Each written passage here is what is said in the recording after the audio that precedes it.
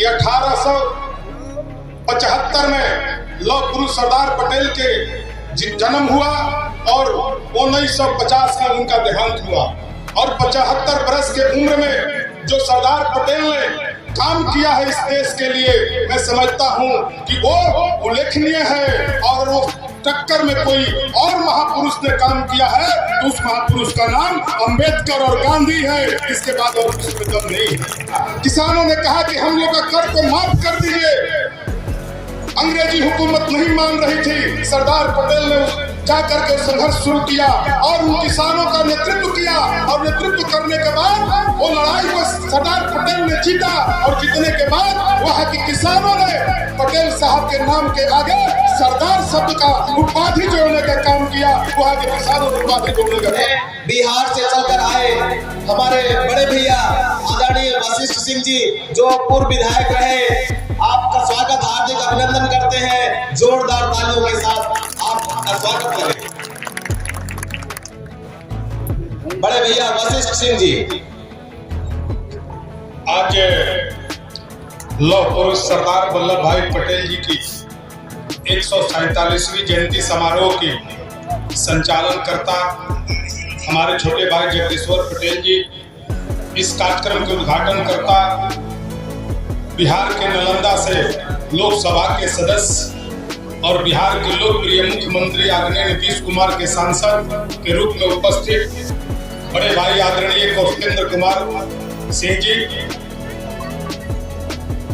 मुख्य अतिथि के रूप में आदरणीय नेता चंद्रशेखर आजाद जी, जो भीम आर्मी के चीफ साहब हैं, सरदार सेना के प्रमुख और पटेल समाज के युवा नेता भाई आदरणीय आर.एस. पटेल साहब, माननीय विधायक आर.के. वर्मा जी, माननीय विधायक पूर्व विधायक अमर चौधरी जी, और इस मंच पर उपस्थित सभी दल से आए हुए सम्मानित नेतागण और इस पटेल जयंती के कार्यक्रम में उपस्थित सभी हमारे गार्जियन, अभिभावक और नौजवान साथियों, बिहार से चलकर उत्तर प्रदेश के धरती पर आपके बीच में आने का मौका मिला है और हम लोग के पार्टी के सांसद भी आपके बीच में आए हैं।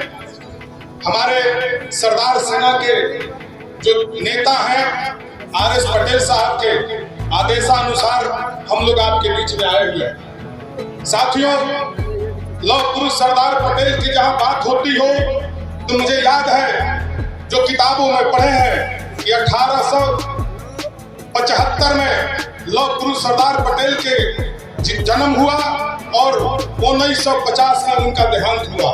और 75 वर्ष के उम्र में जो सरदार पटेल ने काम किया है इस देश के लिए, मैं समझता हूं कि वो उल्लेखनीय है। और वो टक्कर में कोई और महापुरुष ने काम किया है तो उस महापुरुष का नाम अंबेडकर और गांधी है। इसके बाद और कुछ में दम नहीं है। सरदार पटेल से हम लोगों को सीख लेने की जरूरत है। साथियों, सरदार पटेल एक छोटे से किसान के घर में जन्म लिए और जन्म लेने के बाद उन्होंने बैरिस्ट्री की पढ़ाई किया, लंदन जाकर वकालत की पढ़ाई किया। आज लौह पुरुष सरदार पटेल अगर शिक्षित नहीं होते, पढ़े लिखे नहीं होते तो शायद इस देश के आजादी में सरदार पटेल की भूमिका नहीं होती। इसलिए हम आप लोगों से कहना चाहते हैं और अंबेडकर जी के मानने वाले लोगों से कहना चाहते हैं कि अंबेडकर जी जितनी परेशानी झेल करके उन्होंने शुरू में पढ़ाई अपना संपन्न किया है, हम समाज के लोगों से कहना चाहते हैं कि अगर अपनी ताकत को बढ़ाना चाहते हैं, अपनी वजूद को बढ़ाना चाहते हैं और अपनी हक और हकूक को लेना चाहते हैं तो सबसे पहले आपको शिक्षित होने की जरूरत है। जिस दिन आप शिक्षित हो जाएंगे, निश्चित रूप से संघर्षशील हो जाएंगे। जब शिक्षित और संघर्षशील होंगे तो फिर संघर्ष हमारा जारी होगा। अंबेडकर साहब ने भी कहा था, शिक्षित बनो, संगठित हो और संघर्ष करने की बात की थी। सरदार पटेल जब वकालत कर रहे थे अहमदाबाद में तो किसानों के बीच में विदेशी हुकूमत ने किसानों पर कहर ढालने का काम कर रहे थे। जब कहर ढालने का काम कर रहे थे और अकाल पड़ा, अकाल के बाद उन्होंने कहा, किसानों ने कहा कि हम लोग का कर को माफ कर दीजिए। अंग्रेजी हुकूमत नहीं मान रही थी। सरदार पटेल ने जा करके संघर्ष शुरू किया और उन किसानों का नेतृत्व किया। और नेतृत्व करने के बाद वो लड़ाई को सरदार पटेल ने जीता और जीतने के बाद वहां के किसानों ने पटेल साहब के नाम के आगे सरदार शब्द का उपाधि जोड़ने का काम किया, वहां के किसानों ने उपाधि जोड़ने का काम किया। और इसी तरह से उन्होंने देश की आजादी कराने में भी अपनी भूमिका को निभाई है। जब उन्होंने देश की आजादी कराने के लिए, जब देश आजाद हुआ, आजाद के समय भी जो पटेल साहब के साथ हुआ वो भी असहनीय है साथियों। क्योंकि मैं सरदार पटेल के विचारों को मानने वाले हैं, हम भी पटेल समाज के बेटा हैं। सरदार पटेल जब ये देश आजाद हुआ था तो 15 राज्य के लोगों ने सरदार पटेल में 12 लोगों ने अपनी बहुमत पेश किया कि देश के प्रधानमंत्री सरदार पटेल साहब को बनना चाहिए। 12 लोगों ने कहा कि पटेल साहब को बनना चाहिए, 2 लोगों ने कहा कि नेहरू जी को बनना चाहिए और एक ने कहा कि जिधर सरकार बनेगी मैं उधर चला जाऊंगा। इसके बाद सरदार पटेल को हक को छीन करके किसी दूसरे को प्रधानमंत्री बनाया गया और सरदार पटेल को पद से हटाया गया, जिसका नतीजा है कि आज कश्मीर में हम झेल रहे हैं और हिंदुस्तान गरीब और कमजोर बनते जा रहा है। इस बात से इनकार नहीं किया जा सकता है। और मैं पटेल समाज के लोगों से कहना चाहते हैं, यहाँ जुटे हुए सभी भाइयों से कहना चाहते हैं कि अगर उस समय सरदार पटेल को देश का प्रधानमंत्री बना दिया गया होता तो आज देश की दिशा और दशा कुछ और होता। आज देश इतना गरीब नहीं होता, इतना खंड खंड में बटा हुआ नहीं होता। यह मैं आपको बताना चाहता हूँ। इसलिए साथियों, आपको मैं कहना चाहता हूँ कि कौन लोग थे जो सरदार पटेल को प्रधानमंत्री बनने नहीं देना चाहते थे। आज वही ताकत, वही लोग जब सरदार पटेल के पद चिन्हों पर चलने वाले इस देश में पटेल समाज के अनुयायी, अगर बिहार के लोकप्रिय मुख्यमंत्री आदरणीय नीतीश कुमार जी ने जब कुछ करना चाहते हैं देश के लिए तो कुछ लोगों को अच्छा नहीं लग रहा।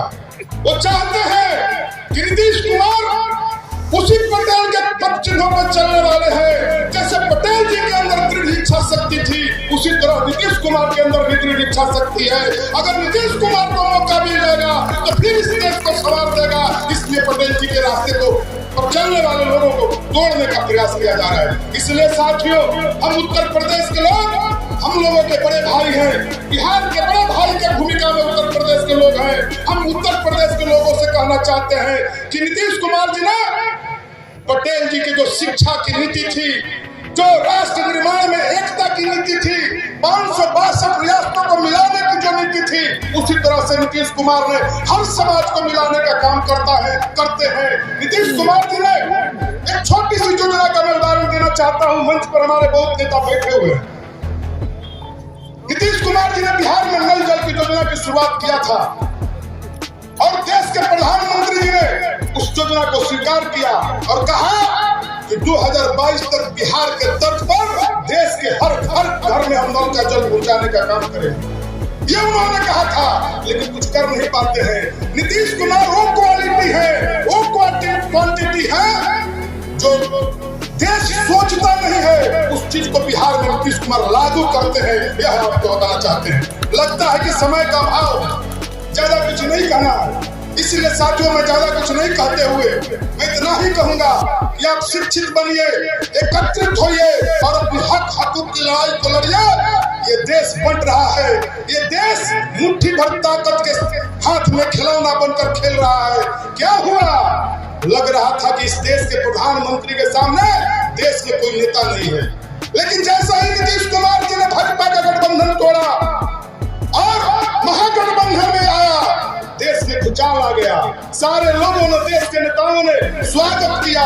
और मैं आपसे कहना चाहता हूँ कि ये बीजेपी के लोग झूठा है, जुमलेबाज है, कुछ करने वाला नहीं है, धर्म के नाम पर देश को तोड़ना चाहता है। गरीब और दलित समाज के लोग और पिछड़े वर्ग के लोग एक हो जाओ और इस जुल्मी हुकूमत को हटाओ और देश में एक नया सरकार, सुचारू सरकार, विकसित सरकार बनाओ। यही हम आपसे अपील करना चाहते हैं और नौजवानों से कहना चाहते हैं कि इस काम को करने में थोड़ी परेशानी जरूर हुई, थोड़ी परेशानी होगी, लेकिन परेशानियों से भागना नहीं चाहिए साथियों। क्योंकि परेशानियों से भाग जाना आसान होता है, जिंदगी का हर वक्त इम्तिहान होता है।